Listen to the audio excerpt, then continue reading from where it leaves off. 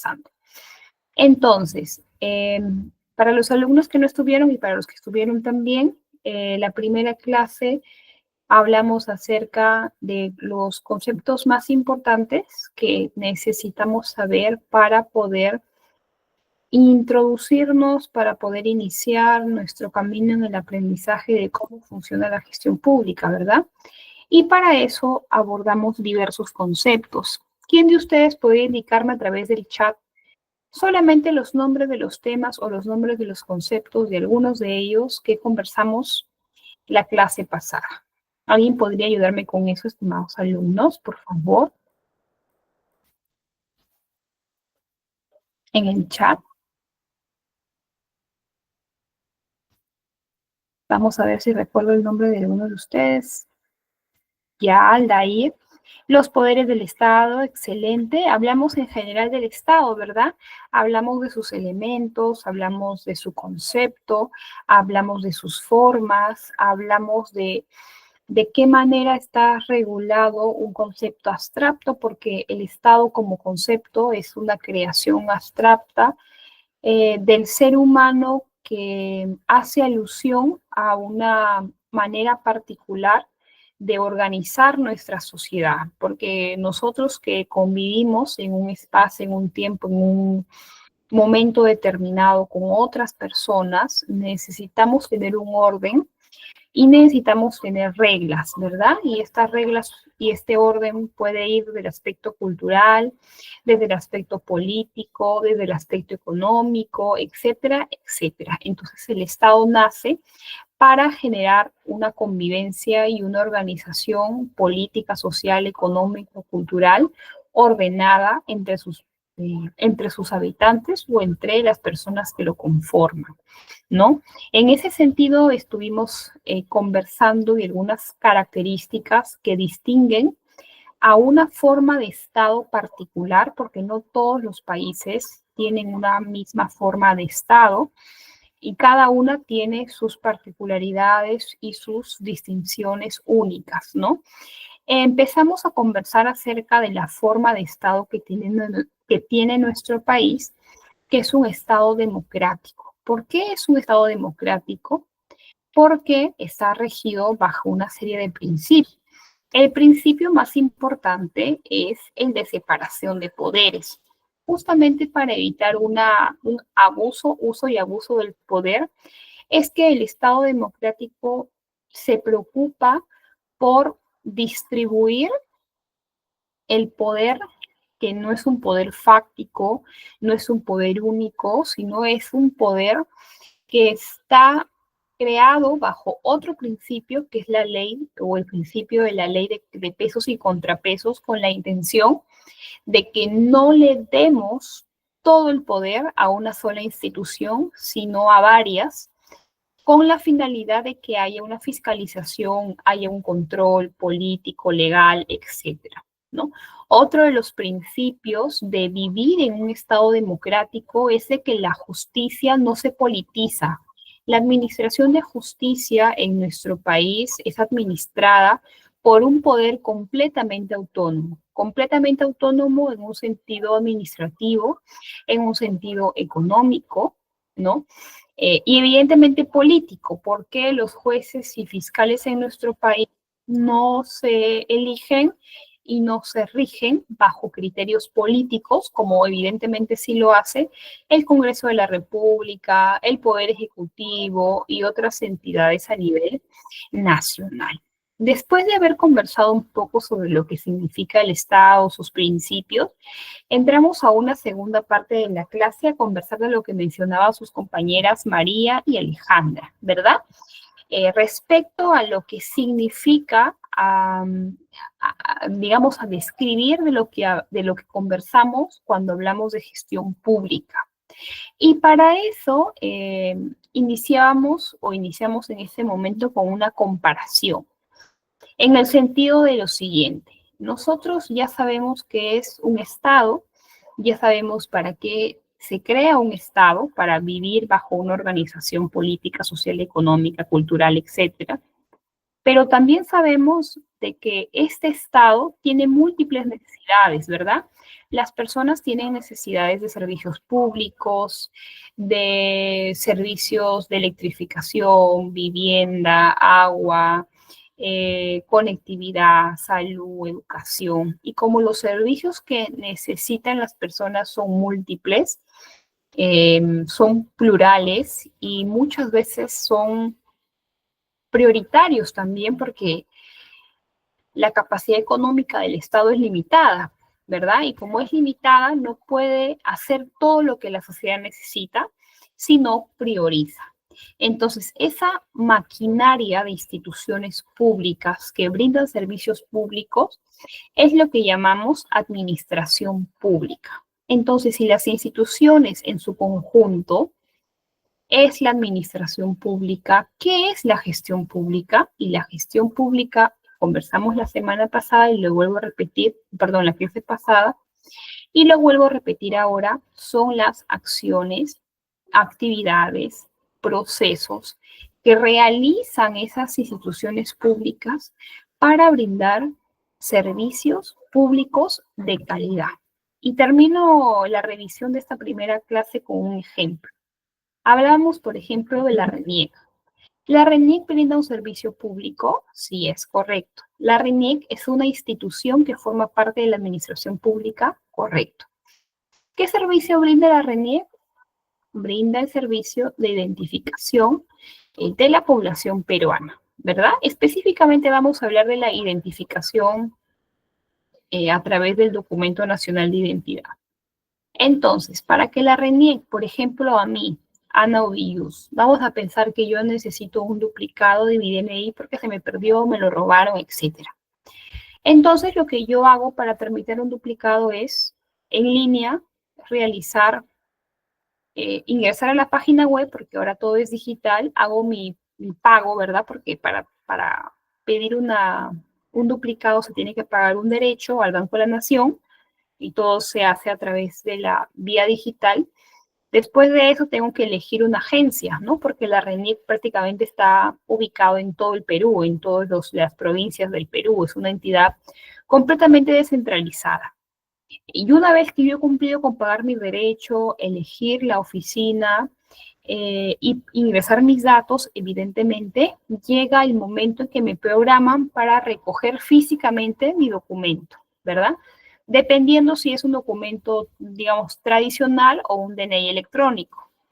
Entonces, pensando en todo ese procedimiento, la RENIEC, ¿qué necesita para brindarme un servicio público? Necesita personal, ¿verdad? ¿Cómo ingresa este personal con diferentes regímenes laborales a trabajar a las diferentes entidades de la RENIEC?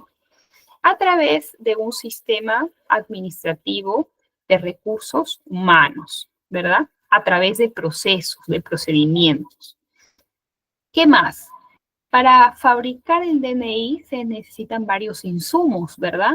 Desde la cámara fotográfica, porque ahora en las oficinas de la RENIEC te toman la fotografía cuando vas a renovar. En el caso de duplicado no, pero cuando vas a renovar sí. Necesitan computadoras, necesita impresora, necesitan insumos diferentes para poder lograr brindarte el servicio público que ofrecen. ¿Cómo llegan esos insumos hacia las oficinas centrales y descentralizadas de la RENIEC? A través de otro sistema que se llama Sistema de Abastecimiento Público. El tercer ejemplo, y con esto finalizamos. ¿Cómo la RENIEC financia sus actividades? ¿Cómo la RENIEC financia el pago de su planilla, el pago, por ejemplo, de alquileres de locales? Porque no todos los locales de la RENIEC son propios, muchos de ellos son arrendados, son alquilados, tiene que pagar servicios. Normalmente la RENIEC terceriza los servicios de seguridad, los servicios, ¿qué más? De limpieza, ¿verdad? Los servicios de mantenimiento de computadoras. O sea, detrás del funcionamiento de una institución pública hay una serie de procesos, acciones, decisiones, actividades que si no existieran, no podrían o no permitirían que las entidades funcionen y que por ende se brinde un servicio público. Cada uno de esos procesos, abastecimiento, personal, presupuesto, inversión pública, forma parte de un sistema que en su conjunto comprende la gestión pública. Hasta acá tenemos alguna pregunta, chicos, de la clase, haciendo un breve recordatorio de la clase de la de la sesión pasada. ¿Todo está claro? ¿Les ha servido este review para poder refrescar algunos conceptos? ¿Sí me escuchan, verdad?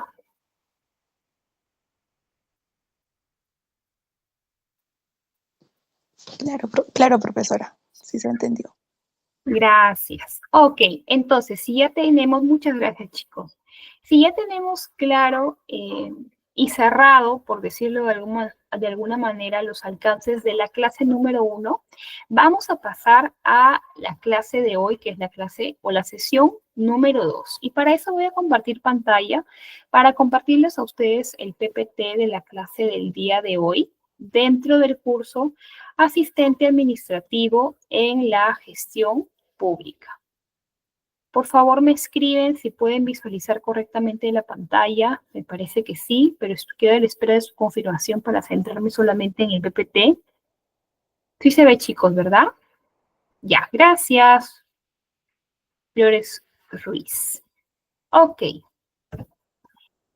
Uy, se abrió el tema 2. A ver, se abrió el tema 1 por error.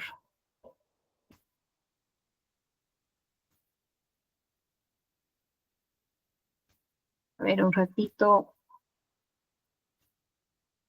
Ya. Aquí sí se ve el tema 2, ¿verdad? Creo que sí, porque es el único que queda ya en la pantalla. Tema 2. Ya, correcto, gracias. Sí. Gracias, muy bien. Entonces, ¿qué vamos a ver el día de hoy? Hoy día vamos a hablar acerca de los procesos administrativos y documentos de gestión en las entidades públicas, porque recordemos la nomenclatura del curso. ¿Cómo se llama el curso? Asistente administrativo en la gestión pública. Entonces, es importante que podamos alternar o complementar en clase conceptos vinculados a la gestión pública, pero también conceptos vinculados a los procesos administrativos, documentos de gestión, etcétera. Nuevamente, si ustedes tienen alguna pregunta, consulta o duda en el transcurso de la clase, pueden levantar su mano virtualmente, evidentemente, y en el momento correspondiente les cederé el uso de la palabra o si gustan hacerlo a través del chat, bienvenido sea, para poder responder sus consultas el día de hoy. Y como toda clase, estimados alumnos, como toda sesión educativa, tenemos objetivos que buscamos alcanzar al finalizar la sesión. En el caso de la sesión del día de hoy, ¿cuáles son los objetivos de nuestra clase? Conocer los principales alcances de la Ley del Procedimiento Administrativo General. También identificar principios, características, clasificación, estructura de diversos documentos administrativos y finalmente vamos a conocer algunas generalidades, no vamos a ir al detalle por un tema de tiempo, pero sí vamos a conversar de manera general de los principales documentos en las entidades públicas. Entonces, parto de una recomendación, ¿no? Pensando un poco en el futuro. Si en algún momento aspiraran, tuvieran o trabajaran en este momento en un cargo administrativo o vinculado al sistema administrativo de alguna entidad pública, es importante que conozcamos o repasemos algunos conceptos generales de la Ley del Procedimiento Administrativo General. Y me preguntará, y licenciada, profesora, pero ¿por qué es importante conocerlo? ¿En qué me ayuda? ¿En qué me aporta? En mi práctica laboral diaria, ¿no? Porque yo entiendo que eso es lo que buscamos todos, repasar conceptos, aprender cosas nuevas que nos permitan mejorar nuestra actividad laboral diaria o en el caso de que estén estudiando, ¿no? Mejorar el rendimiento de mis cursos, de repente tener temas nuevos para abordar en las clases, etcétera, etcétera.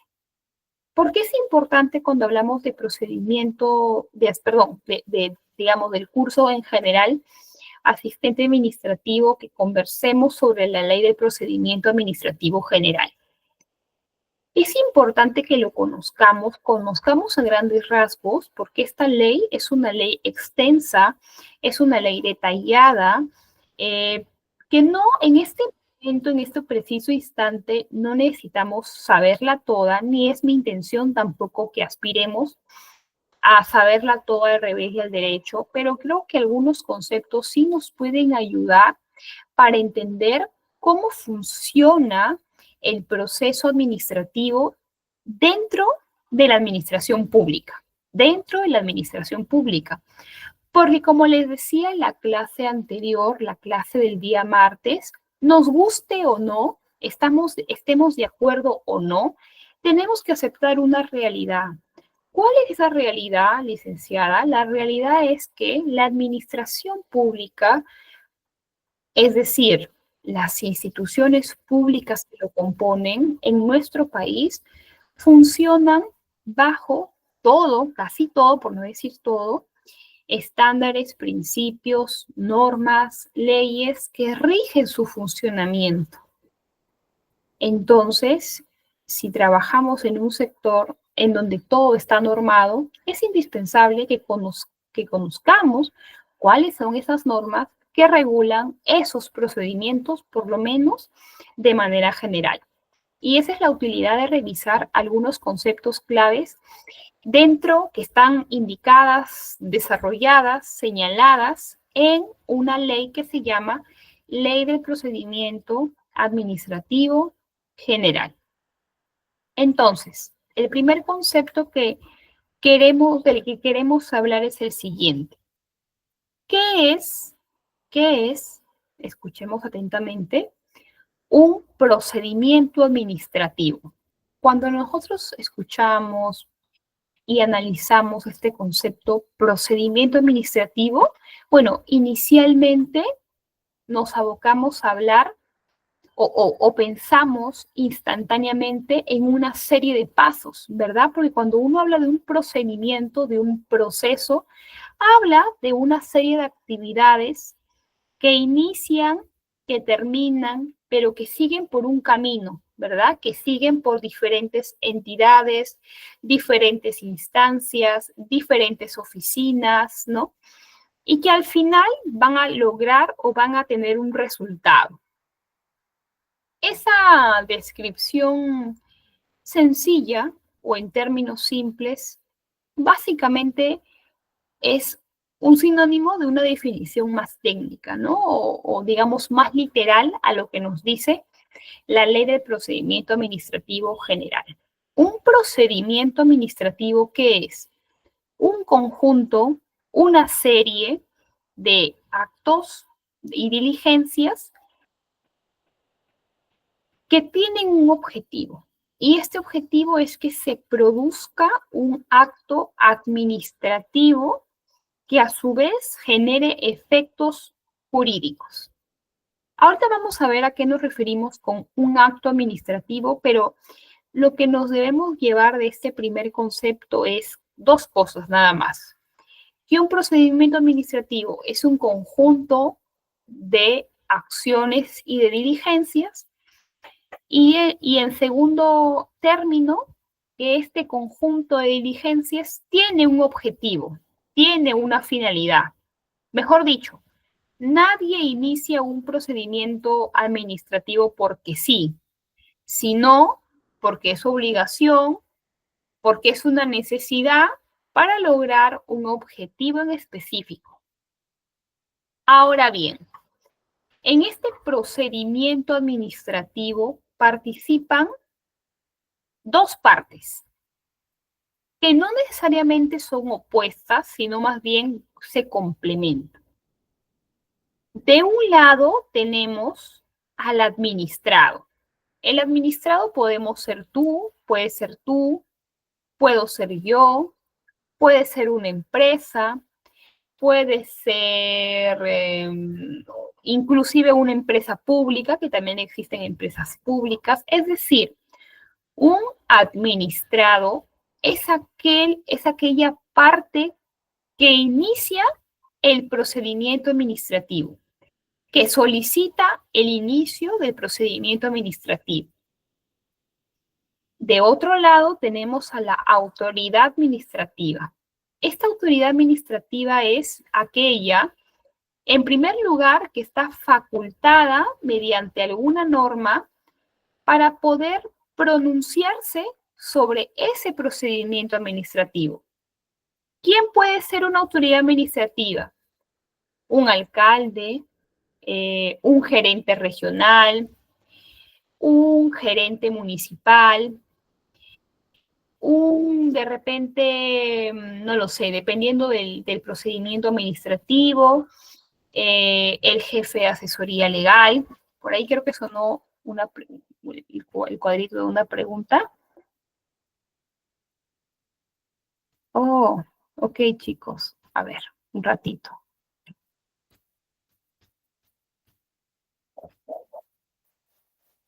¿Ahí ya se ve?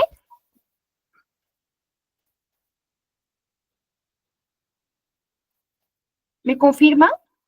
Ahora sí, ¿verdad? Ok, chicos. Ahora sí, sí se observa. Ok, con toda libertad hubieran hecho, digamos, abierto sus audios, porque a veces como la pantalla está en toda mi computadora, me es un poco difícil escuchar las notificaciones de los mensajes. ¿Ok? Entonces, Edith, ¿tienes una pregunta? Edith Víctor Yamoja. ¿O se aperturó tu mano de forma casual? Parece que sí, ¿verdad? Edith. Ya, bueno, entonces, en lo que estábamos hablando de un procedimiento administrativo y hablábamos de las partes que trabajan dentro de un procedimiento. De un lado, el administrado y del otro lado, la autoridad administrativa. Ahora la pregunta que yo les hago es, ¿cualquier órgano en la entidad puede pronunciarse sobre cualquier procedimiento administrativo o hay competencias y funciones delimitadas para cada órgano en relación a este concepto que estamos viendo el día de hoy? ¿Qué opinan ustedes, alumnos? ¿Qué opinamos? Qué raro, otra vez se fue la imagen, sí lo veo. ¿Qué opinamos acerca de la pregunta ¿qué opinan acerca de la pregunta que les he formulado? Las autoridades administrativas, correcto, hay competencias específicas, ¿verdad? ¿Qué pasa si una autoridad se pronuncia sobre un procedimiento del cual no está facultado a pronunciarse, que no es su competencia? ¿Cómo se llama ese delito? Porque es un delito. ¿Cómo se llama ese delito que comete una funcionario, servidor, autoridad, que resuelve, que hace algo que no le está facultado? Puede ser abuso de autoridad también, usurpación de funciones, ¿verdad? Usurpación de funciones, cuando tú te autoirrogas funciones que no te competen y suscribes documentos avalando esa decisión, entonces el administrado o incluso la propia entidad puede denunciarte por abuso de autoridad, por usurpación de funciones, ¿no? Además de eso hay otra variable. Si tú te pronuncias sobre un procedimiento administrativo que no te corresponde, que no estás facultado y lo haces de forma consciente para beneficiar al administrado, beneficiarlo o perjudicarlo, ¿verdad? Porque podría ser en ambos sentidos. Entonces ahí hay un agravante, un tercer actor, ¿no? Porque tú lo estás haciendo de repente, no podríamos decir por ignorancia, porque todo servidor público tiene un deber, ¿verdad? tiene un deber, tiene que revisar los documentos de gestión que hablen de sus funciones, tiene que estar plenamente capacitado, pero más aún, si ejerce funciones que no le competen para beneficiar o perjudicar indebidamente a un administrado, ahí incluso estaríamos hablando de un tercer delito, ¿no? Entonces hay que tener mucha atención con estos casos o con estas situaciones que se ven en el mundo real. O sea que en la administración pública suceden más de lo que parece. Y lo que Max nos dice, ¿no? Es un acto nulo. Justamente en un momento vamos a ver las características que necesita tener un acto administrativo para ser considerado como válido, ¿no? Uno de ellos es del que hablaba su compañero y al que hacía alusión hace un momento, ¿no? Si una autoridad se pronuncia a través de un acto administrativo, pero esa autoridad no estaba facultado para hacerlo, se irrogó funciones, inmediatamente ese acto administrativo es un acto que se declara nulo, ¿no? En la vía administrativa de corroborarse la indicación o la prerrogativa que les estoy indicando.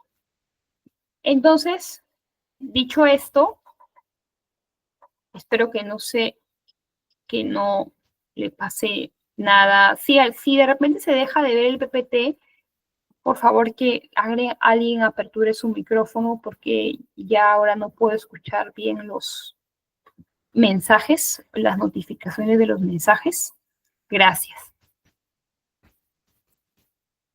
Ok, ya vimos un primer concepto que es procedimiento administrativo.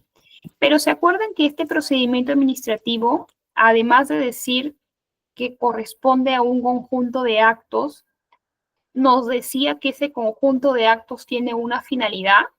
¿Cuál es la finalidad? Emitir un acto administrativo. Y viene la pregunta interesante, ¿qué es un acto administrativo? Un acto administrativo no es más que la declaración por escrito que realiza la autoridad competente sobre el objeto del procedimiento. Ejemplo, para poder entenderlo mejor. En el supuesto, voy a ponerme como ejemplo yo. Yo soy una persona natural, ¿verdad? O sea, es decir, soy una profesional, docente, pero también soy una ciudadana como todos nosotros, ¿verdad? Que tenemos derechos y deberes. Entonces, yo deseo o yo he iniciado un procedimiento administrativo ante la municipalidad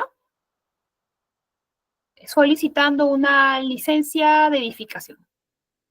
Entonces, después de evaluarse mi expediente, de haber evaluado que mi solicitud cumpla con los requisitos, porque evidentemente una solicitud de ese tipo tiene una serie de requisitos que debes cumplir, se emite un pronunciamiento, ¿no? ¿De parte de quién? De parte de la autoridad administrativa competente en la municipalidad provincial en la que yo estoy haciendo ese procedimiento.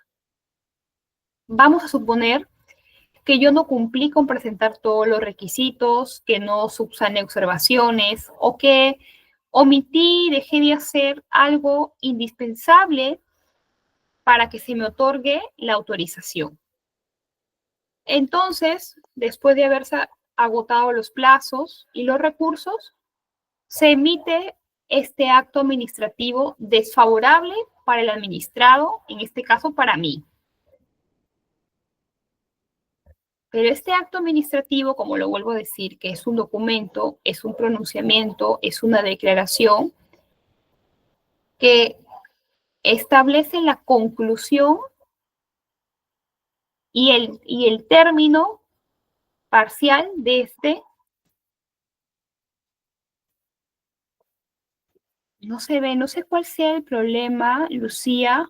No sé si me puedes ayudar con eso, pero no tengo la menor idea por qué se deja de ver, porque en un momento se comparte y en otro no. No sé en qué momento pasa esto.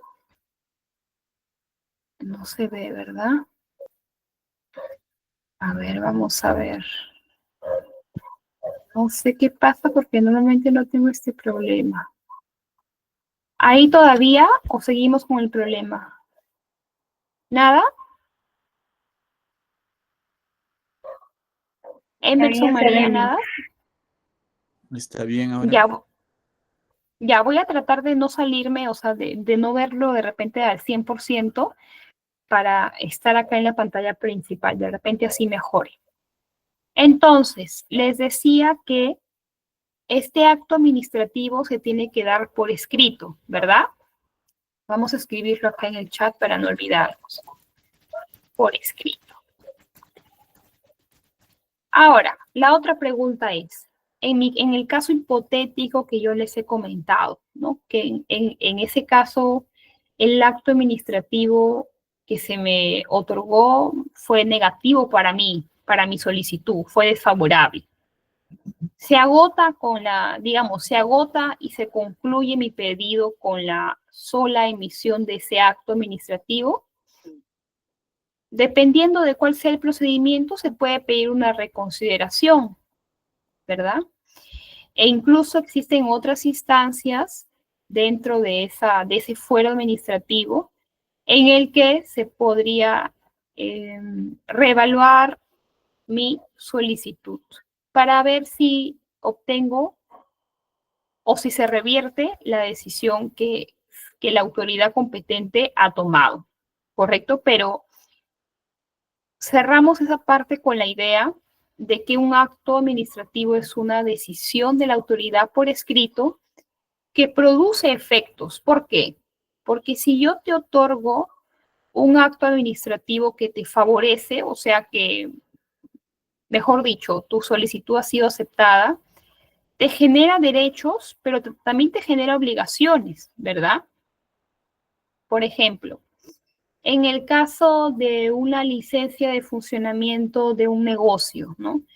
Si es declarado favorable tu solicitud, te da un derecho. ¿Cuál es el derecho que te da? De trabajar y de aperturar tu negocio, ¿verdad? Con completa legalidad, ¿no? Ya las autoridades municipales, si en algún momento te fiscalizan, tomarán conocimiento o reconfirmarán que tú tienes la autorización municipal para operar. Pero también te genera deberes, ¿verdad? En el sentido, por ejemplo, de que si tú tienes una licencia de funcionamiento para un restaurante, pero tú quieres sacarle la vuelta a la norma y en lugar de que sea solo restaurante, también lo conviertes en un bar. O sea, en la tarde restaurante y en las noches bar. A ti te otorgaron una licencia para un giro del negocio, ¿verdad? Y si tú lo desconoces o desnaturalizas, eres plausible a multas e incluso a la revocación de esa licencia. Por eso quiero decir, ¿en qué sentido produce efectos un acto administrativo? En el sentido de que te otorga derechos, pero también te otorga responsabilidades o deberes que tienes que seguir como administrado para que esa decisión favorable continúe y no se revierta en el tiempo.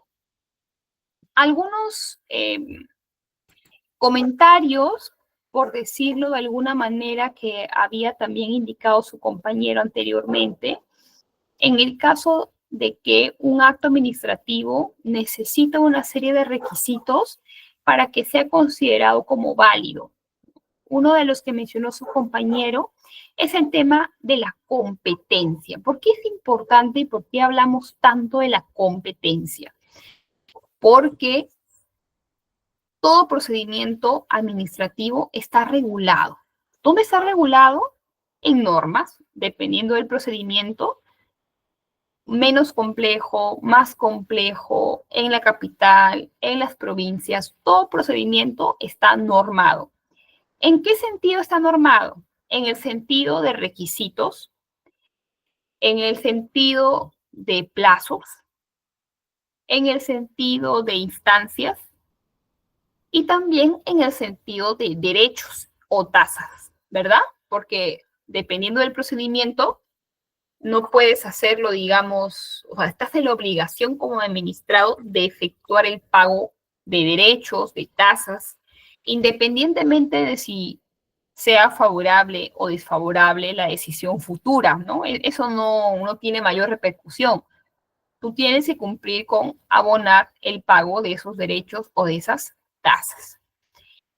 ¿Cuál es otra característica importante que tiene que cumplir un acto administrativo? La motivación. ¿A qué nos referimos, estimados alumnos, cuando hablamos de debida motivación? ¿Alguna idea que nos queramos compartir? ¿Qué entendemos cuando hablamos de un acto adecuadamente motivado? ¿Alguna idea? A ver, voy a nombrar el nombre de un compañero, si se anima a participar. Anita Guevara, ¿alguna idea de lo que significa cuando hablamos de un acto debidamente motivado? ¿O qué entiendes por la motivación de un acto administrativo? Anita, ¿estás por acá? Creo que no. A ver, vamos a ver otro nombre. A ver, de un caballero. La mayoría. Ángel Arellano está acá en clase. Ángel.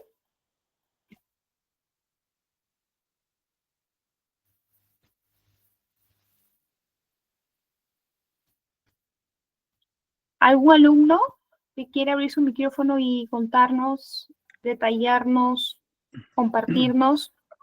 Bueno, la Carlos. motivación, hola, la motivación pienso que son justamente el de impulsar a una persona a que actúe, ¿no? Y que se llama mediante las emociones, ¿no? Tratar de motivarle de esa manera pueda dar resultados, el fin o el objetivo que nosotros podamos darle a una propuesta, ¿no? Ok, Carlos, muchas gracias por tu participación Doctora, y por tu aporte. Sí, Max, hola.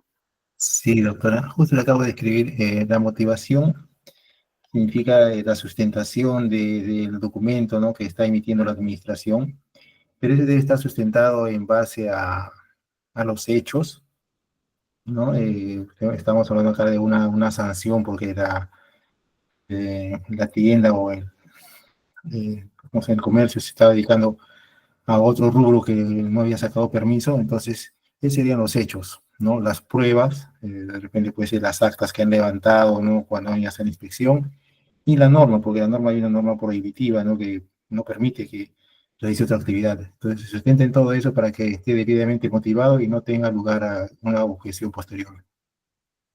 Excelente, Max, muchas gracias. El usuario que dice, hija, te amo, no sé, de repente ya estaba configurado así. ¿Quiere hacer uso de la palabra? ¿Hay otro alumno? ¿Algún alumno más?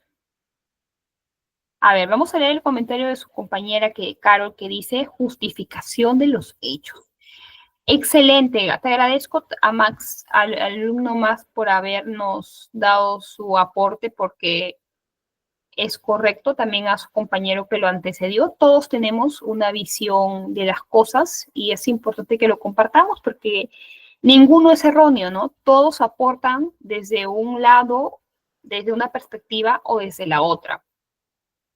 Pero creo que todos coincidimos en que una decisión no puede ser arbitraria, no puede ser unilateral, ni puede ser ilegal, ¿verdad?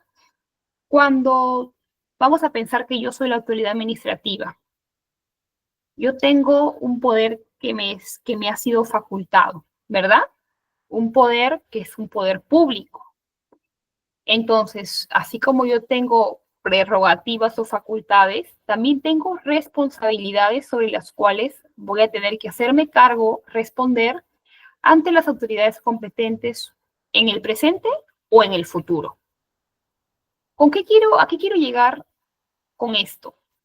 De que es muy importante que además de la competencia siempre resguardemos y nos cercioremos de que dicho acto administrativo, antes de que sea concebido como tal, porque para que un acto administrativo también sea válido, tiene que estar debidamente suscrito, también publicado, ¿no? Porque la publicidad es una de las características principales, porque debe ser o debería ser de acceso público, pero tiene que tener una adecuada justificación. Justificación técnica, lo han dicho sus compañeros, porque como todo proceso está normado, tú tienes que argumentar de que este administrado ha cumplido con aquello que se solicita y que se regule en la norma. O en todo caso, que no ha cumplido, ¿verdad? Para poder denegar esa solicitud. También puedes y es válido utilizar argumentos de tipo legal. En el caso, por ejemplo, que se hayan vencido los plazos, en un ejemplo, ¿no? El administrado tenía 7 días hábiles para levantar observaciones y pasado ese plazo que es perentorio, no lo hizo. Entonces la ley en su artículo tal, norma tal, te faculta a utilizar, digamos, este argumento del cumplimiento de plazo para pronunciarte de forma desfavorable, ¿no? Un ejemplo. Otro ejemplo. En el supuesto de que yo sea la propietaria, representante legal, gerente general de una empresa pequeña, una pequeña y mediana empresa, y quiera aperturar un emprendimiento, un restaurante, ¿verdad? Pero el local que yo he elegido, he arrendado o pretendo arrendar, no cumple con las condiciones de seguridad mínimas que exige la norma correspondiente para asegurar de que el aforo, de que en general se garanticen las condiciones mínimas para que ese local funcione para ese giro del negocio. ¿Quién determina eso? Determina un técnico, un profesional especializado a través de un informe. Todo informe tiene anexos, fotografías, videos, algún tipo de evidencia que respalde tu argumento escrito. Si un acto administrativo no está debidamente motivado, por ejemplo, en el caso, nos vamos a retrotraer el caso anterior, ¿no? Que yo he beneficiado a un administrado porque era mi amigo, mi conocido, el amigo de mi amigo, etcétera. Entonces, como yo sé que no cumplía, ¿no? De repente, no sé, he modificado el informe del técnico, le pedí al técnico que lo modifique, ¿no? Entonces, el local no cumple, pero en el papel yo he puesto que sí lo cumple y le he dado o lo he favorecido de manera irregular. ¿Qué pasa si un tercero solicita a otra instancia la evaluación de ese acto administrativo y se determina de que efectivamente el local X no cumplía con las condiciones? ¿Cuáles son las responsabilidades que tendría que asumir el funcionario que suscribió ese acto administrativo? Bueno, ya le hemos dicho cuáles serían los tipos penales del que podría ser denunciado, ¿no? Entonces, son esas características las que debemos siempre resguardar cuando elaboremos, revisemos o algún día en el futuro firmemos algún acto administrativo cualquiera que éste sea. Hasta aquí, ¿se ha entendido? ¿Se ha entendido claramente lo que he intentado compartirles? ¿Hay alguna pregunta?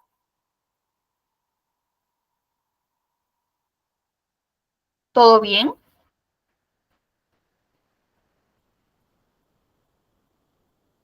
Ok, muchas gracias. Sí, ya, sigamos. Ahora, tenemos otro ítem importante, otro ítem del cual es muy, digamos, es primordial que lo podamos estudiar en algún momento, ¿no? Que son los documentos administrativos. Todos aquellos que trabajamos en en entidades públicas, en algún momento u otro, nadie se salva, todos en algún momento u otro vamos a elaborar, firmar, supervisar o corregir un documento administrativo. No importa si somos jefes, especialistas, analistas o profesionales de cualquier especialidad, ingeniería, derecho, cualquiera que esté vinculado laboralmente en este sector, tiene que conocer las pinceladas más importantes de los documentos administrativos y el día de hoy lo vamos a repasar. Ok, rápidamente vamos a ir solamente en este apartado con la definición para no complicarnos con el tiempo. Vamos a ver si lo puedo reducir acá. No. Ya. Cuando nosotros hablamos, estimados alumnos, de los documentos administrativos, estamos hablando de no más que registros escritos. En la administración pública hay un principio transversal, que es que todo tiene que estar por escrito, para que sea válido, para que sea contado como medio probatorio, para que quede como constancia de una acción, omisión, ¿no? Todo aquello que deseamos comunicar dentro de entidades públicas o entre entidades públicas, se hace por escrito y a través de ciertos documentos creados para una cosa o para otra cosa, para diversas finalidades, ¿verdad? Algunos principios que rápidamente vamos a revisar. Formalidad, porque los documentos administrativos en la gestión pública son formales, ¿verdad? ¿En qué sentido son formales? En el sentido del lenguaje. El lenguaje que se utiliza es un lenguaje formal, es un lenguaje de respeto, es un lenguaje no necesariamente, quiero decir con eso, extremadamente técnico, pero sí cumple con un mínimo de formalidad y respeto, evidentemente, a las reglas gramaticales, al orden semántico, etc. También hablamos de simplicidad porque hay un mito que ha sido o ha cobrado mucho, en algún momento cobró mucho énfasis, cuando se cree que porque los documentos son más extensos o usan más tecnicismos, son mejores. Y no es así, porque existen, y yo lo he visto, servidores que injustificadamente, sin mayor sentido, complican el lenguaje, complican la extensión de un documento porque creen que de esa manera van a tener una mayor presentación, entre comillas, ante aquel otro funcionario que lo va a recibir. Lo cual parece que no tiene sentido, pero en la práctica se ve mucho. Entonces, tratemos de no continuar con esas prácticas y impregnemos un sello propio en nuestra redacción. En mi caso particular, siempre trato de transmitir la idea, convencer al remitente al destinatario con la idea que estoy impulsando, estoy transmitiendo, que puede ir desde una invitación hasta, digamos, un tema mucho más importante, pero siempre asegurándome que la otra parte que lo lea entienda y se convenza de lo que estoy diciendo, más allá de extenderlo demasiado o complicarlo en el lenguaje. También tenemos otros dos elementos o principios, que es la flexibilidad, ¿no? Entender que todos tenemos un estilo de redacción diferente, todos tenemos especialidades diferentes, ¿verdad? Definitivamente la carta que elabore un abogado no va a tener el mismo estilo que el que lo haga un ingeniero, que lo haga un economista, que lo haga un contador. Cada profesión tiene un lenguaje técnico específico, particular, y hay que respetar eso y también respetar que todos tenemos experiencias diferentes, formaciones diferentes, etc.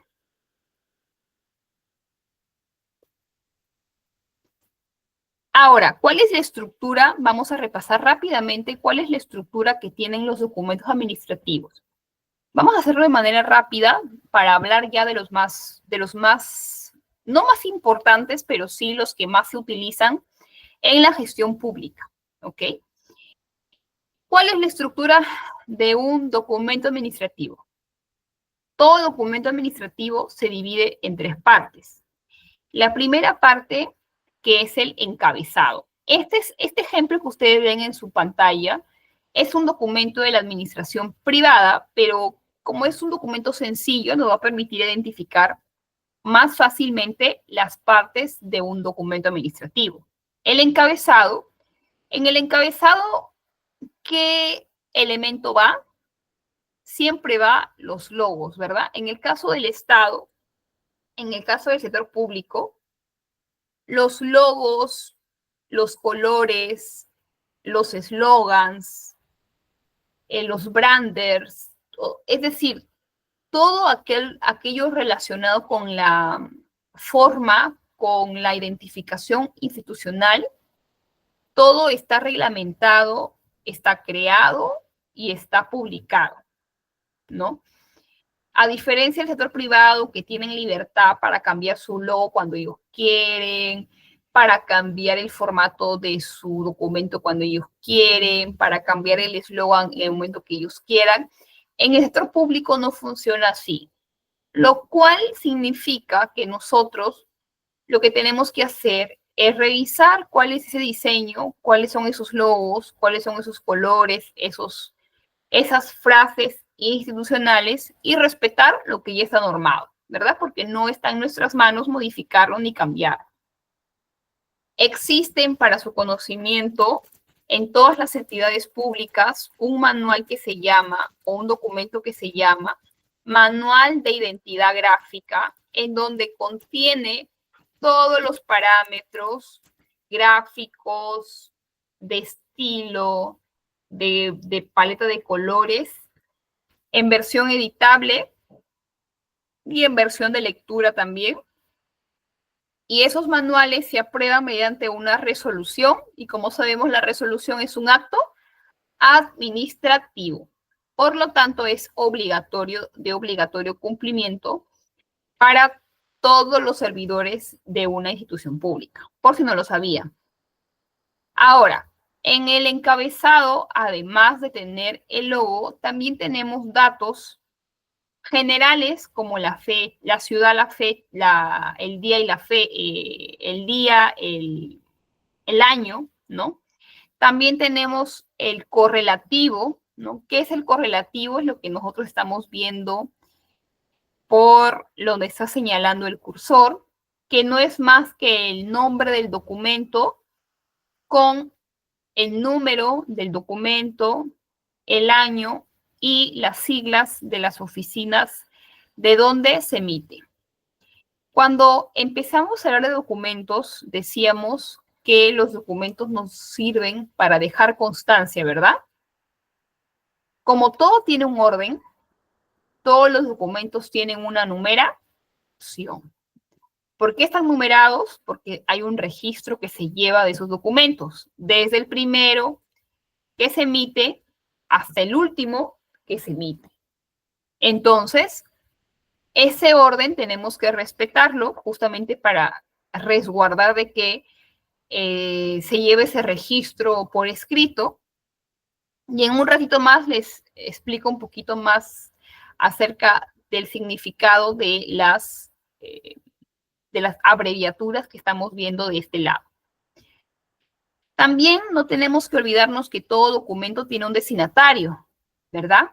Este destinatario es el funcionario o los funcionarios a quienes les dirigimos el documento. No olvidar que es importante que consignemos sus nombres y apellidos completos.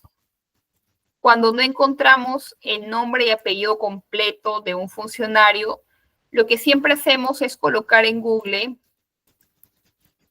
directorio completo, por ejemplo, del Ministerio de Educación. Por poner un ejemplo, ¿ok? Y el Ministerio de Educación tiene organismos adscritos. Por ejemplo, Pronavec, ¿no? Es un organismo adscrito. Si queremos saber el nombre del director de Pronavec y no lo encontramos, o qué pasa, que como en el sector público siempre hay una rotación de profesionales, sobre todo en cargos de confianza, los funcionarios duran pues 10 meses, un par de meses, un año, máximo 2 años, ¿no? Entonces es probable que conozcamos el nombre de un director, pero cuando queramos enviar el documento ya él no sea funcionario. No sé si me dejo entender. Entonces siempre hay que asegurarnos de que la persona efectivamente al día del envío del documento continúe ejerciendo ese puesto, ¿verdad? Para no cometer un error por ahí. ¿Qué más tenemos? Tenemos el asunto, ¿verdad? Cuando nosotros elaboramos un documento administrativo, lo hacemos con una finalidad. Una finalidad que para cada documento es diferente, ¿verdad? Entonces, en el asunto se va a consignar siempre de manera resumida, concreta y clara el propósito, el objetivo de digamos, de mi documento administrativo. Seguidamente viene el cuerpo, ¿no? El cuerpo de un documento siempre se ordena por párrafos, ¿verdad? Cada párrafo guarda un orden, ¿no? Y el objetivo que yo o que todos debemos tener al elaborar el cuerpo de un documento es transmitir la idea, pero con un contexto, ¿verdad? Si yo, por ejemplo, quiero invitar, vamos a suponer que su compañera Alejandra Stephanie es la directora de Pronavec. Sí sabemos qué es Pronavec, ¿verdad?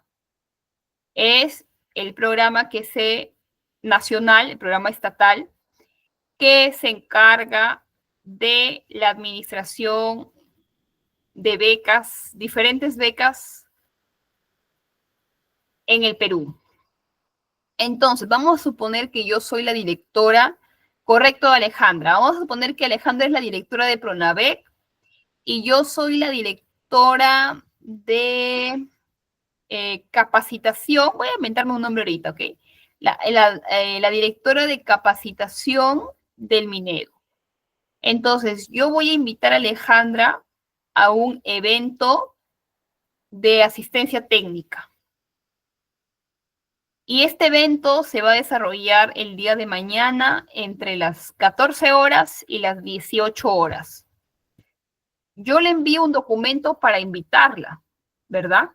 Pero cuando yo desarrolle mi cuerpo del documento, yo no voy a iniciar este cuerpo del documento diciendo, ¿no? Bueno, de mi especial consideración, a través de la presente, se le invita a usted al evento tal, que se va a desarrollar el día tal, a la hora tal, punto, y me despido. No, ¿verdad?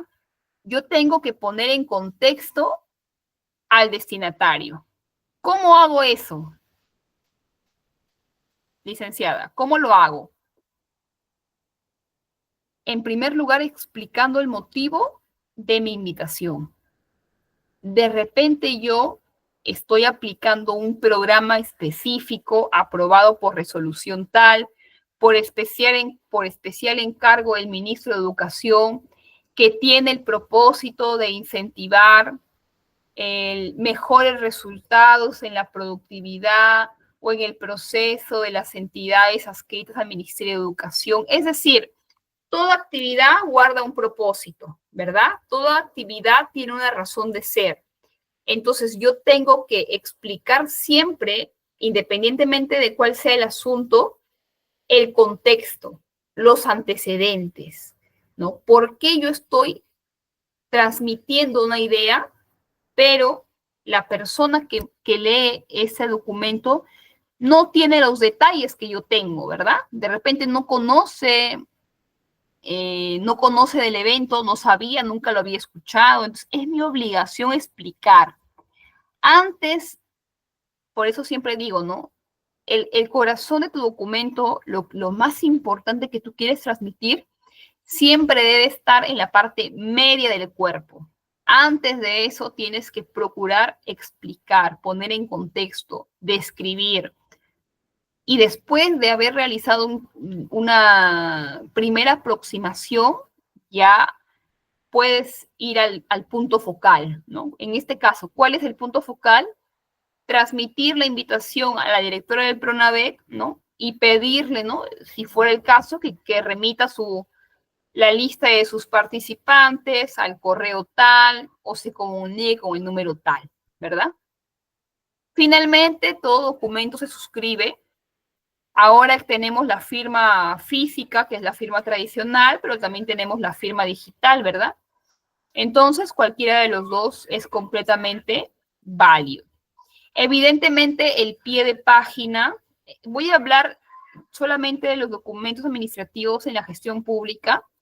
Los pies de página ya están configurados. La información que se coloca en el pie de página no es algo que podamos modificar. Tiene una estructura, un diseño, un tipo de letra, un tamaño de letra que ya está preconfigurado en estos documentos de gestión aprobados por el equipo de comunicaciones,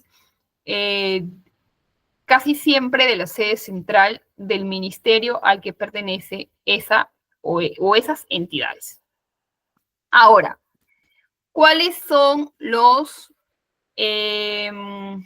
documentos de mayor circulación, si no es la palabra incorrecta la que estoy usando, de mayor uso dentro de la administración pública o en las entidades públicas? Los que más utilizamos son, voy a ponerlos por acá, documentos más. A ver, ¿cuáles creen ustedes? Demos ideas, compartamos un poco. ¿Cuáles han visto ustedes? ¿Cuáles creen ustedes que son los más utilizados en las instituciones públicas? A ver, leo sus comentarios.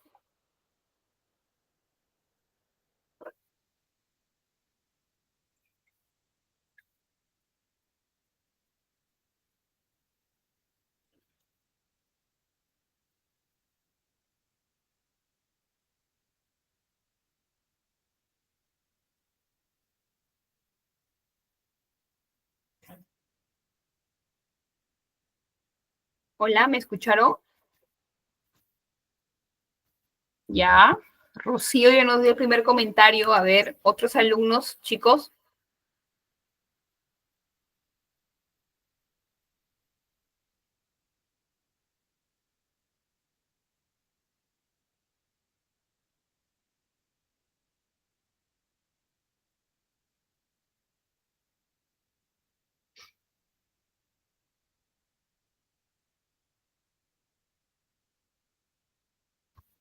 Edith, ¿tienes algún comentario, Edith?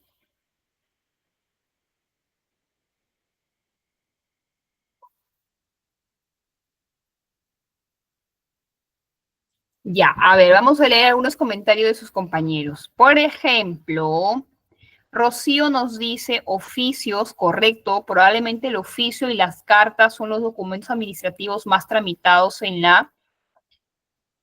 las entidades públicas, entre entidades públicas y dentro de las entidades públicas, los famosos memorándum o también conocido más coloquialmente como los memos, sí, efectivamente, son de los documentos más cursados.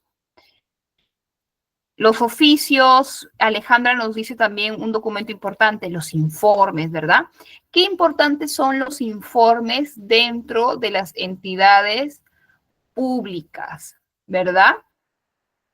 Las resoluciones que son el pan de cada día de las entidades públicas, a través de las resoluciones, dependiendo digamos, de la entidad que la suscribe, tiene muchas utilidades. A través de las resoluciones designamos a muchos servidores de alta dirección, designamos a muchos servidores en cargos de confianza. ¿Para qué más hacemos las resoluciones? Para aprobar directivas, para aprobar documentos de gestión, para resolver procedimientos administrativos, para muchas finalidades. Tiene muchas finalidades. Los oficios múltiples, ¿no? En realidad, las cartas, los oficios, los memorandos son documentos que pueden ser individuales o pueden ser múltiples dependiendo del número de destinatarios, ¿verdad? Si está dirigido para uno, es un oficio regular, y si está dirigido para 2 o más destinatarios, ya son oficios, cartas o memorando múltiple. Correcto, estimados alumnos, gracias por sus comentarios. Los documentos que hemos descrito en los comentarios de la clase son de los más recurrentes, de los más utilizados, de los más asediados. ¿Y por qué digo asediados? Porque todos tenemos competencias y habilidades particulares y diferentes. Eso se confirma con la especialización que cada uno tiene en su vida profesional, ¿verdad? ¿Por qué? Porque cada uno tiene habilidades diferentes. Por eso unos son abogados, otros son ingenieros, otros, como yo, somos politólogos, otros economistas, porque todos tenemos habilidades diferentes. Y no a todos se les hace familiar o se les hace sencillo, o de repente se les complica un poco más que otro ciertos documentos administrativos. Entonces, ahí va la pregunta. De todos los documentos que ustedes me han nombrado, ¿cuál creen ustedes o consideran que es el que más, digamos, cuál sería la palabra correcta, más les cuesta o en el que están trabajando más para perfeccionar, para pulir sus habilidades? ¿Cuáles creen ustedes que es el talón de Aquiles de los funcionarios públicos o de todos aquellos que trabajamos en el sector público? ¿Cuál de todos los que hemos mencionado? ¿Cuál es su opinión?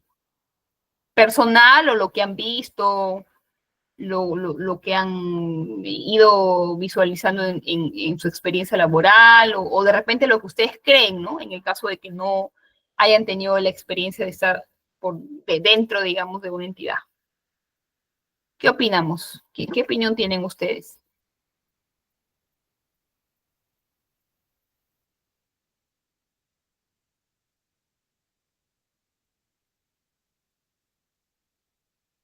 María nos dice informes. Aldair nos dice todos, a veces no ponen la información completa. Sí, es un problema. De Unida, oficios, informes. Inés dice informes. Casi todos comparten una opinión, ¿no? Los informes. ¿Por qué los informes muchas veces pueden ser un dolor de cabeza para los servidores públicos? Porque tiene, en realidad, yo me atrevería a decir que de repente las variables que pueden justificar esa respuesta es por su extensión, ¿no? Porque a veces no sabemos cómo comunicar aquello o todo aquello que requerimos trasladar. Como los informes son documentos de varios folios, son documentos que requieren gráficos, en el caso de otras profesiones, ¿no? Por ejemplo, en el mío, ¿no? Estadísticas, gráficos, descripción de esos gráficos, conclusiones, recomendaciones, antecedentes. Entonces son documentos que se vuelven un poco pesados, ¿no? No sé si mi descripción es compartida por ustedes, pero se vuelven un poco pesados porque necesitan varias sesiones para ser elaborados, ¿no?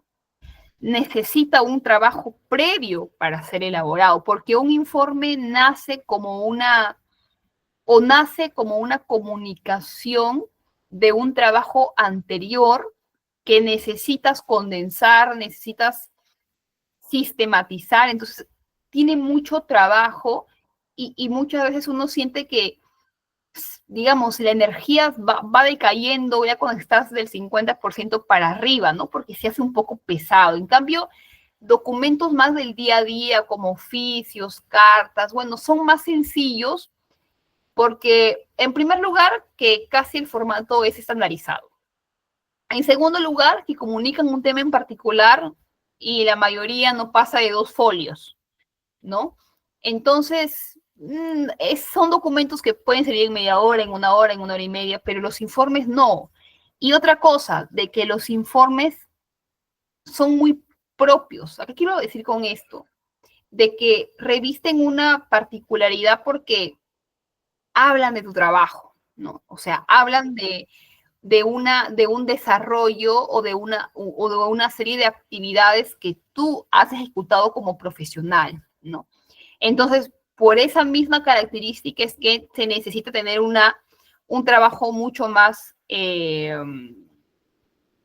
claro, mucho más pulido, mucho más específico cuando desarrollamos un informe. ¿Alguien tiene algún comentario en particular? De repente añadir otro comentario, ¿por qué los informes suelen ser de los documentos un poco más, digamos, no más complicados, sino de repente de los menos preferidos por alguno de ustedes?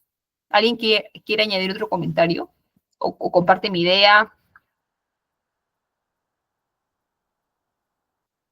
Edith nos dice, cartas que no ponen la información completa. Te entiendo, Edith, porque muchas veces eso es un dolor de cabeza para aquellos que recibimos esas cartas, ¿no?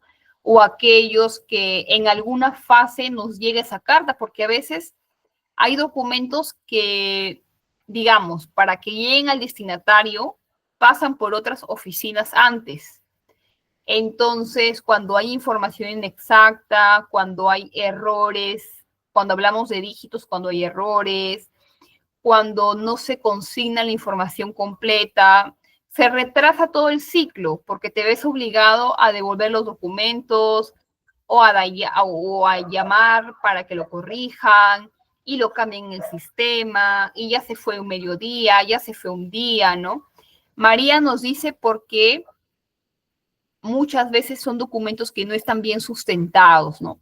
Correcto, a veces pasa que existen servidores que por muchas razones, falta de cuidado, falta de revisión, tramitan documentos que no están bien sustentados, que no tienen los anexos completos, que no tienen las referencias completas, que tienen datos que no corresponden al tenor del documento, ¿no? Entonces, todo eso va generando complicaciones en el ciclo para responder, porque tienes que tomarte el trabajo de devolverlo, ¿no? Y no solamente eso, sino de hacer el seguimiento para que lo devuelva a tiempo, como si el error hubiera sido tuyo, ¿no? O sea, existen muchas experiencias que ya vamos alimentando y teniendo en el día a día.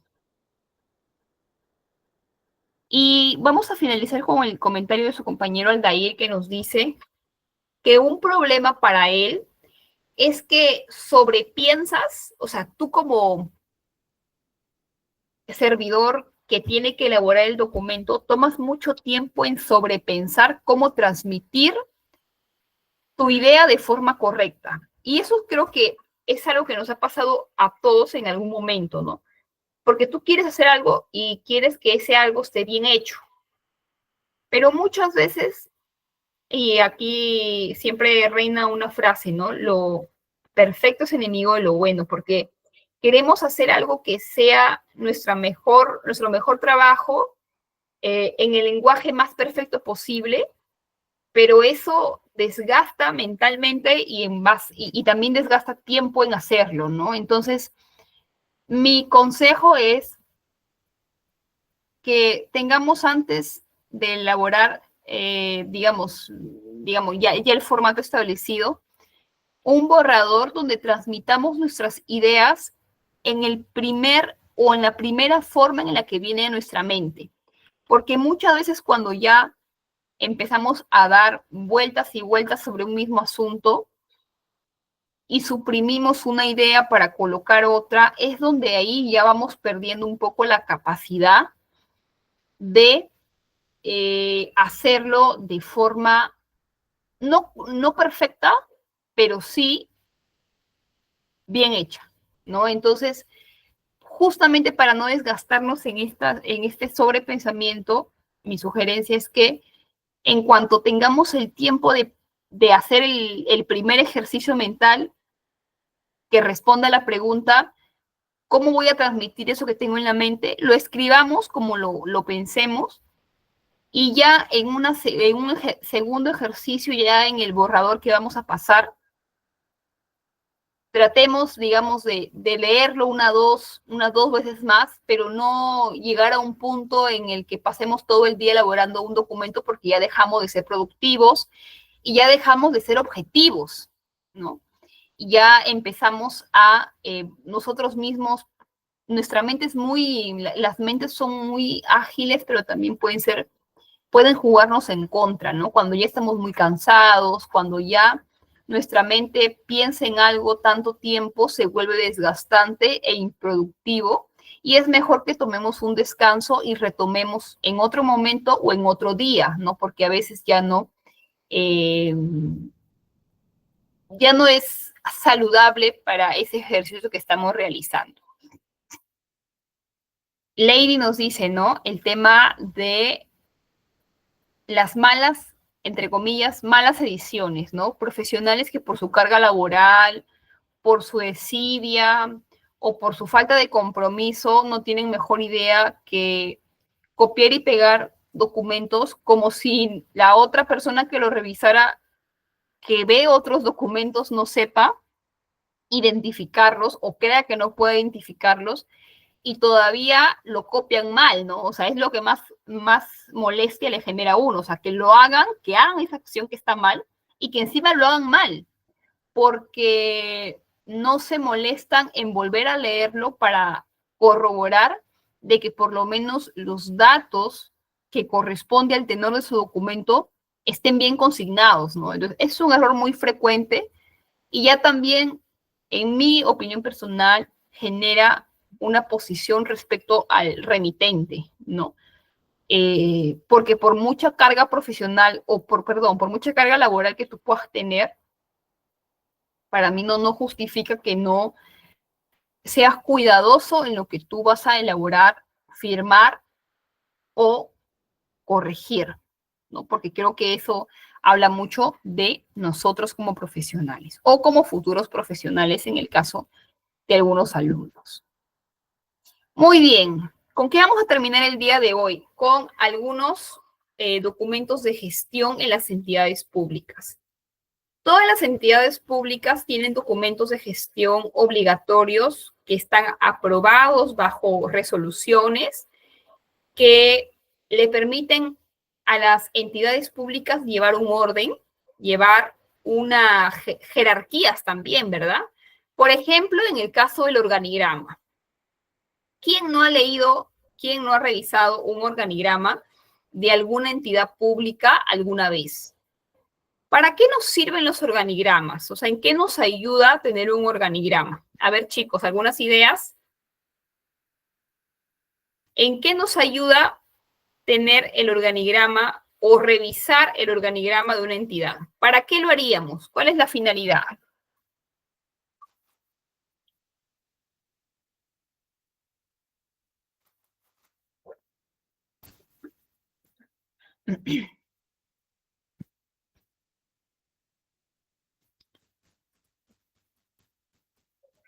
Ya, María nos dice, es una herramienta que nos da una orientación. Correcto, Max, saber cómo funciona la entidad. ¿En qué sentido saber cómo funciona? En saber que toda entidad, sea pública o sea privada, en este caso estamos hablando del sector público, tiene una organización y esa organización es importante, especialmente en el sector público, porque hay dependencias, ¿verdad? Hay jerarquías, hay órganos o oficinas que pertenecen a una unidad. Entonces, todo tiene una secuencia en el sector público, todo tiene una razón de ser para ubicarnos, para saber, no lo sé, la oficina de logística a qué unidad pertenece y esta unidad a qué dirección pertenece. De repente conocer, no lo sé, la oficina de tecnologías de la información, a qué unidad pertenece, si dos oficinas forman parte de una misma unidad o están separadas, ¿no? Entonces, Eso nos va a permitir conocer en un solo documento cómo funciona la entidad por dentro, en cuanto a estructura, jerarquías, dependencias. Si una entidad no tiene un organigrama, simplemente vivirá en un... Eso es imposible porque el organigrama es obligatorio, o sea, no es un documento optativo. Toda entidad cuando se crea cuando documentos de gestión, porque son como la Biblia de una entidad pública, ¿no? Entonces, el organigrama es un documento muy importante para cualquier entidad pública y privada, pero en este caso estamos hablando de las entidades públicas. ¿Qué más? ¿Quién no ha escuchado sobre el ROF? El famoso Reglamento de Organización y Funciones. ¿Se acuerdan que en el organigrama estábamos diciendo que cuando revisamos un organigrama podemos ver todas las áreas, jefaturas, oficinas, direcciones que existen en una entidad y conocer cuál es su dependencia y cuál es su jerarquía? Eso es lo que nos da un organigrama: orden, dependencia y jerarquía.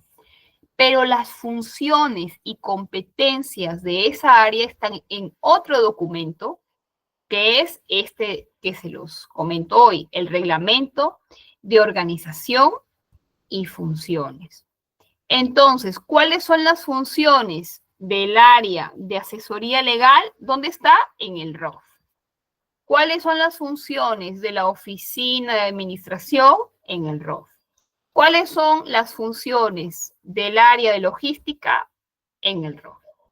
Y así de cada área o oficina que esté o que forme parte de la estructura de la entidad. ¿Qué vamos a poder encontrar en el ROF?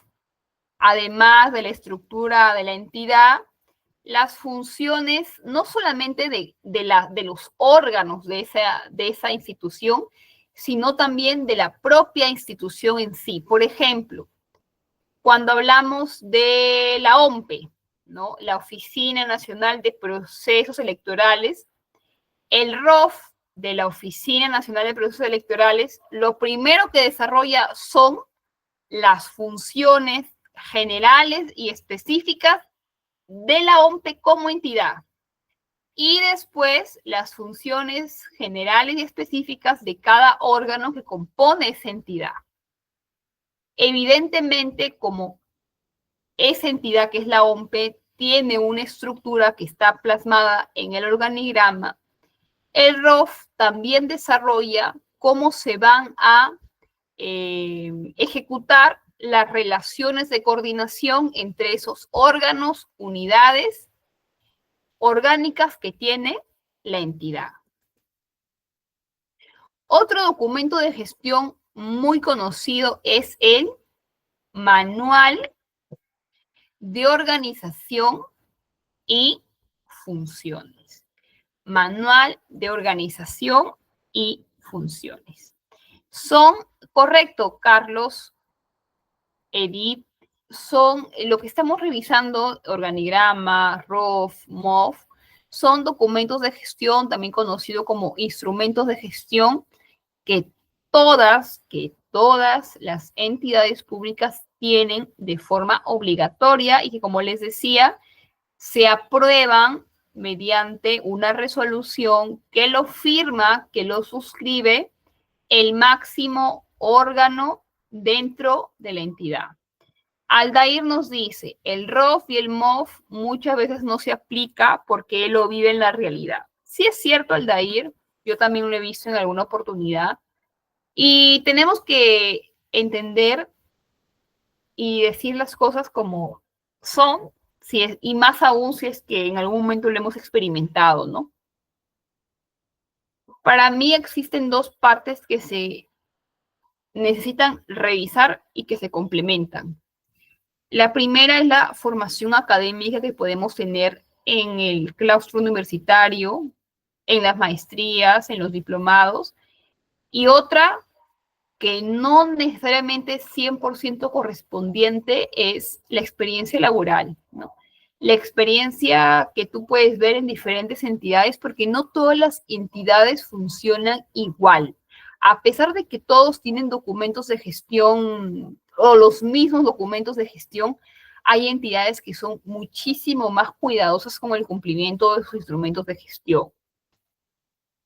Hay entidades que no, que digamos, las coloquialmente tienen muchos documentos de gestión de adorno, ¿no? Y las actualizan y las suscriben y las publican porque es una obligación hacerlo cada cierto periodo de tiempo, pero que en la realidad no son documentos que cobren vida, no son documentos que rijan al 100% la vida o el funcionamiento de las entidades, ¿no?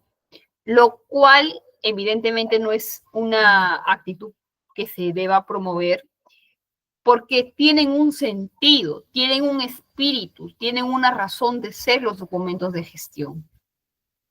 Y este no es más que garantizar, promover que la entidad funcione como debe funcionar, que la entidad cumpla con las funciones que deben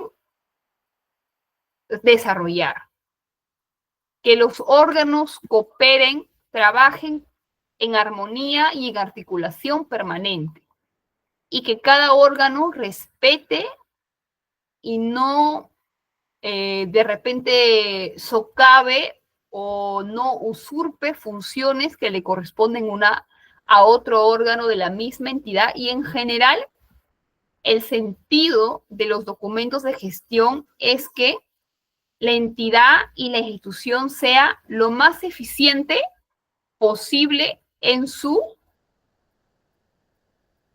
puesto, ¿no? En su posición, dependiendo de la actividad o las actividades que realice. Bueno, chicos, para finalizar, decíamos que el Manual de Organización y Funciones es un instrumento que permite al personal de la entidad también conocer las funciones de cada puesto. Evidentemente no de todo, porque hay puestos, dentro de una institución pública existe personal, recurso humano, que tiene diferentes regímenes laborales, ¿no? Hay trabajadores CAS, hay locadores, tenemos 728, 276 y diferentes regímenes laborales. ¿Qué quiere decir eso? Que no todas las personas, no todos los servidores tienen la misma estabilidad laboral, no todos tienen los mismos beneficios laborales, no todos tienen la misma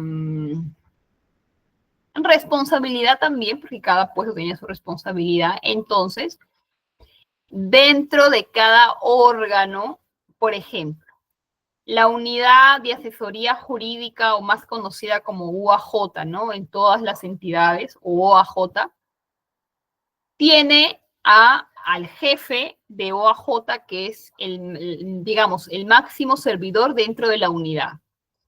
Este servidor, que es el que asume más responsabilidad, o la principal responsabilidad dentro de la unidad, no es el único servidor que trabaja en la unidad.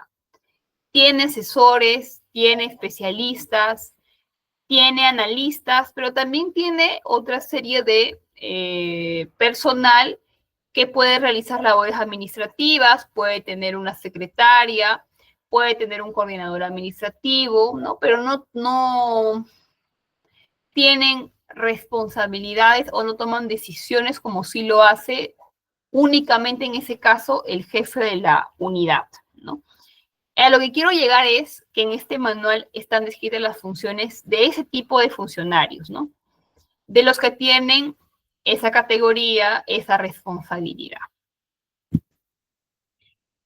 Finalmente vamos a ver, para cerrar la clase, el documento de gestión de clasificador de cargos, ¿no? ¿Para qué nos sirve el clasificador de cargos? Para poder conocer la denominación de los cargos. Por ejemplo, especialista B en infraestructura de diseño, director de la Dirección de Economía y Finanzas. O sea, ¿quién le pone el nombre al cargo? No se pone por poner, ¿no? Eso tiene un análisis, una justificación, un proceso de aprobación, ¿verdad? Que lo realiza un comité o una comisión especialmente creada para esos fines, ¿no? Colocar nombres. ¿Quién piensa en las funciones, no? ¿Quién se toma el trabajo de escribirlo? Bueno, ya les expliqué que existe una comisión que se encarga de hacer ese trabajo.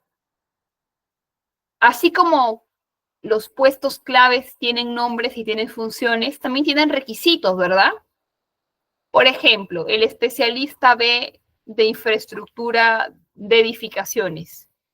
Necesita ser un arquitecto, un ingeniero civil, colegiado, habilitado, con 10 años de experiencia, con una maestría en gestión de edificaciones, con 5 años de experiencia específica, que hable español, inglés y portugués, por decir un ejemplo, ¿no? Entonces, todo puesto también se diseña el perfil profesional que el postulante debe cumplir para acceder a ese cargo. Bueno, eso ha sido todo por la clase de hoy. Espero que hayamos aprendido algo nuevo.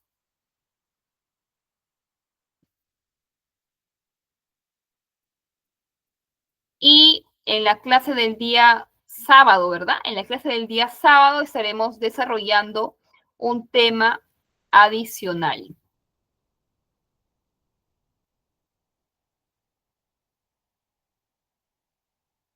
Muchas gracias, María Augusta. Ángel, ¿tienes una pregunta antes de despedirnos? No. Tengan cuidado con su mano porque a veces se levanta de forma casual. Gracias, chicos. Que tengan un buen día mañana. Cuídense mucho. Un abrazo.